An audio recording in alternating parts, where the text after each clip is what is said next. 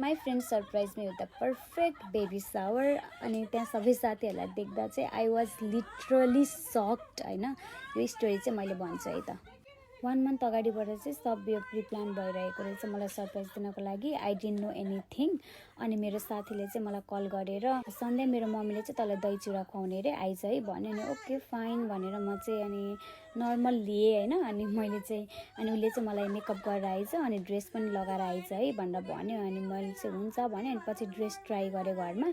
अनि dress try गर्दा चाहिँ कुनै राम्रो देख्यो कुनै ठिकै। अनि मलाई चाहिँ अब घर नजिकै थियो नि त हाम्रो। अनि अब साँझमा बोलाएको थियो मलाई 5 बजीतिर। अनि मैले चाहिँ नर्मली अब ठिकै छ नर्मल भएर जान्छु क्याजुअल आउटफिटै लगाएर जान्छु भनेर सोचेर मैले चाहिँ नर्मल भएर आएँ। अनि म उसको घर इन्टर भएपछि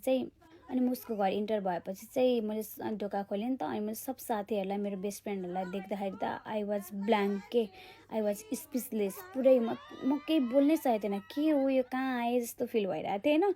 मलाई केही आइडिया थिएन नि त यो सब प्लान गरिरहेछ उनीहरूले भनेर मलाई केही पनि थिएन। यसो हेर्छु डेकोरेसनहरू पनि यस्तो पर्फेक्ट यति राम्रो गरेको थियो। अनि मलाई ड्रेसहरू पनि म्यानेज गरेको रहेछ उनीहरूले केकहरू पनि लिएर आएको रहेछ है।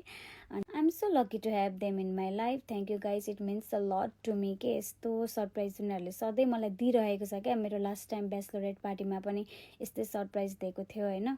So I am so glad. अब मेरो यस्तो साथीहरू पाउनु त भाग्यको कुरा नै हो नि त। अनि फोटोसुटहरू पनि गऱ्यौँ हामीले चाहिँ सब मोमेन्टहरू क्याप्चर गर्नको लागि। अनि एउटा दुइटा भिडियो बनायौँ।